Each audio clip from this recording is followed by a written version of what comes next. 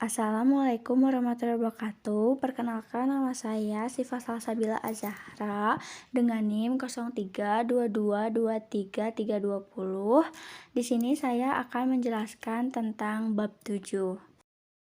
Bab 7 ini membahas mengenai rutinitas. Ada 3 sumber rutinitas, yaitu halayak, organisasi, dan pemasok konten. Misalnya, apa yang diinginkan audiens mungkin diketahui atau tidak diketahui oleh jurnalis. Ketika sisi pemasaran dan editorial dari produksi berita ditempatkan dengan kuat di sisi jauh bangunan organisasi. Informasi pemasaran tentang preferensi konten audiens digunakan untuk menjual iklan tetapi tidak untuk membentuk konten. Karya wartawan. Sebagai individu dalam kelompok, jurnalis telah mengembangkan gaya berpikir dari ujung ke bawah pola norma dalam menanggapi situasi umum. Kami menyebutnya sebagai rutinitas, praktik, bentuk, dan aturan yang terpola dan berulang yang digunakan pekerja media untuk melakukan pekerjaan mereka. Rutinitas mewakili serangkaian kendala pada pekerja individu dan membentuk konteks langsung, baik dalam maupun melalui mana individu tersebut melakukan pekerjaan mereka. Komputer sekarang bertindak atas arahan individu untuk melakukan banyak rutinitas yang sama dalam membentuk, menyajikan, dan menyampaikan berita. Meskipun jurnalis dan pemrograman dapat menyesuaikan konten berita untuk komunitas tertentu, komunitas organisasi berita tradisional telah dibentuk secara geografis. Kerja organisasi, studi tentang rutinitas media terkait dengan perspektif organisasi. Organisasi menciptakan rutinitas yang berbeda untuk menyelesaikan pekerjaan mereka, menciptakan ketegangan antara pekerja dan kebutuhan organisasi. Meskipun media dapat melayani fungsi yang berbeda, mereka memiliki banyak kesamaan organisasi yang lebih penting daripada perbedaannya. Jadi, apakah berita atau hiburan, online atau offline, dari media sosial atau media cetak? Kami bertanya, apa rangkaian harapan dan kendala yang stabil dan berpola yang umum bagi sebagian besar organisasi media, dan bagaimana mereka berubah dari waktu ke waktu? Pesan berita adalah konten simbolis, diproduksi berdasarkan pertimbangan praktis. Rutinitas berkembang sebagai respon terhadap pertimbangan ini dan membantu organisasi mengatasi tugas-tugas yang ada. Meskipun hiburan dan organisasi berita dapat dianggap dengan cara yang hampir sama, kami berfokus terutama pada berita, terutama karena penelitian tentang rutinitas media hiburan lebih sedikit. Banyak penelitian berita diarahkan pada aktivitas sehari-hari pekerjaan media tingkat bawah, reporter, editor, dan penulis.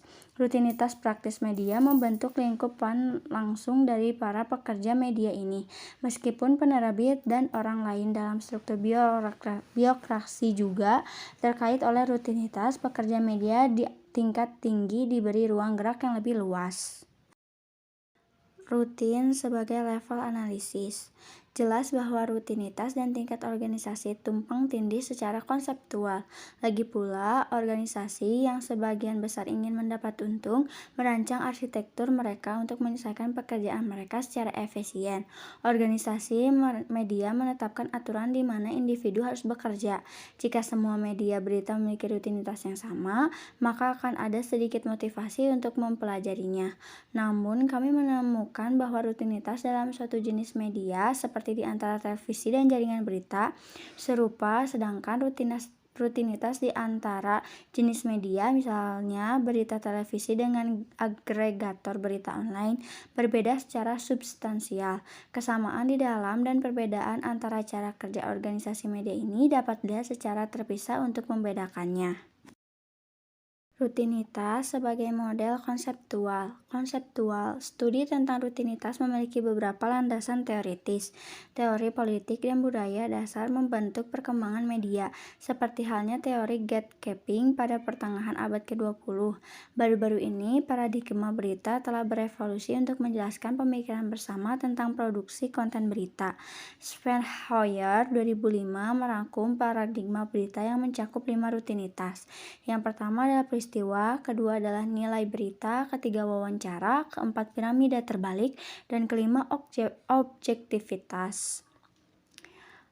Hayar mengusulkan bahwa paradigma berita tidak sesuai dengan setiap bagian dari lingkungan sosial. Paradigma berita tidak digunakan oleh semua jurnalis, ada pengaruh budaya dan kondisi yang dilalui informasi secara berbeda. Hal ini terutama berlaku di bawah rezim otoritas dan ketika konflik yang sangat terpopulasi tidak memungkinkan untuk menerapkan rutinitas ini. Keib 2011 mengatakan bahwa jika sebuah berita menarik terlalu banyak perhatian media dan menyebabkan gelombang berita, media berita dapat teralihkan untuk meliput berita penting lainnya. Rutinitas media tidak berkembang secara acak mengingat sumber daya organisasi yang terbatas dan pasokan bahan baku potensial yang tak terbatas. Rutinitas adalah tanggapan praktis terhadap kebutuhan organisasi dan pekerja media. Organisasi media harus secara efisien menyampaikan dalam batasan ruang dan waktu sebuah produk yang dapat diterima oleh konsumen. Media pembuat laba berusaha untuk membuat produk yang dapat dijual lebih dari biaya produksinya. Dengan demikian, organisasi media dapat dideskripsikan seperti halnya bisnis lain yang berusaha mencari pasar untuk produknya. Organisasi harus beradaptasi dengan kendala dan harus menciptakan rutinitas yang mengoptimalkan hubungan antara organisasi dan lingkungannya. Seperti yang kami sarankan sebelumnya, rutinitas media berasal dari 3 dominan: halayak, organisasi, dan pemasukan konten. Permintaan dari audiens untuk teknologi tersebut berada seperti televisi kabel atau broadband untuk pengguna internet. Memengaruhi cara sumber menyediakan informasi sebagai organisasi. Rutin yang terletak di tengah segitiga akan melayani sebuah sumber audiens, organisasi, dan sumber secara setara. Misalnya seperti yang ada di gambar. Audiens sebagai konsumen informasi media menghabiskan banyak uang untuk mempelajari audiens mereka. Surat kabar terus mencermati angka sirkulasi. Penyiar mengandalkan perusahaan seperti Nielsen dan Arbitron untuk memberi mereka peringkat dan pangsa pemirsa program mereka.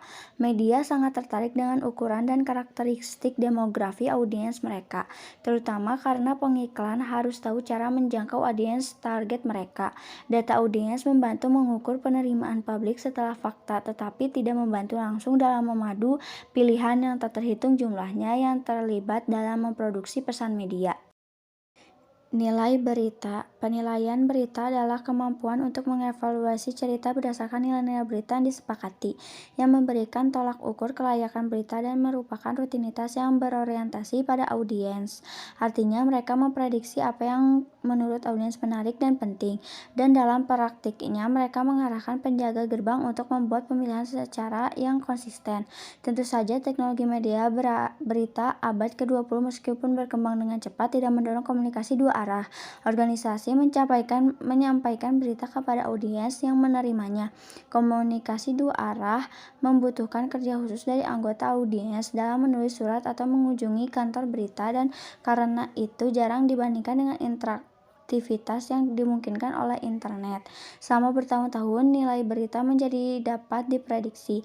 Mereka telah lama disertakan di awal sebagai besar buku teks jurnalis dalam satu atau lain cara.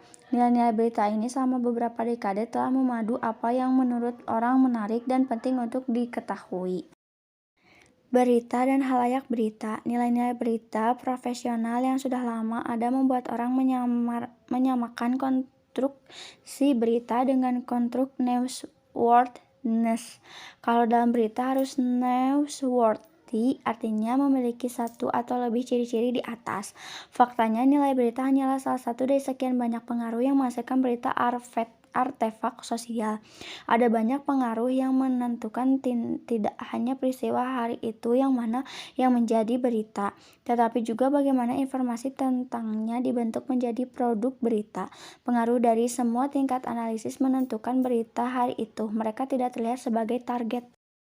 Objektivitas dapat dilihat sebagai melayani fungsi defensi. Editor dan reporter menjadi sibuk dengan fakta untuk menghindari kritik publik dan rasa malu untuk surat kabar tersebut. Meskipun merupakan landasan ideologi jurnalistik, ia berakar pada persyaratan organisasi praktis. Menjadi objektivitas kurang menjadi keyakinan inti jurnalis dan lebih merupakan seperangkat prosedur yang mereka patuhi untuk melindungi diri dari serangan. Pemeriksa fakta pernah menjadi persyaratan dalam produksi berita, tetapi dengan banyak hal. Banding audiens dan struktur narasi, penjaga gerbang tidak hanya memilih informasi untuk khalayak berita dan daya tarik audiens, tetapi mereka juga menyajikan dengan cara yang dirancang untuk memenuhi kebutuhan audiens. Dalam sebuah surat kabar, berita harus dapat dibaca, foto-foto disusun dengan baik pada halaman-halamannya, headline disusun untuk mengarahkan perhatian pembaca, pesan televisi harus menarik secara visual dan menarik perhatian penonton. Teknik dan format presentasi ini menjadi rutinitas penting kerja media. Salah satu rutinitas yang paling bertahan lama adalah struktur cerita naratif. Terkait era dengan narativitas adalah penerapan frame dalam sebuah berita. Pembingkaian menambahkan informasi kontekstual ke akun faktual. Bingkai menetapkan data faktual yang terisolasi ke dalam semacam pola yang kita pahami dan anggap bermakna. Jurnalis menenun deskripsi faktual mereka tentang peristiwa menjadi alur cerita yang koheren, betapapun bernuansa atau kompleks untuk menghasilkan produk berita yang kompeten. Kedekatan dan cakupan. Selain yang saya tulis di atas, wartawan mungkin berasumsi bahwa peristiwa yang kongruen layak diberitakan, karena membutuhkan usaha kognitif yang lebih sedikit.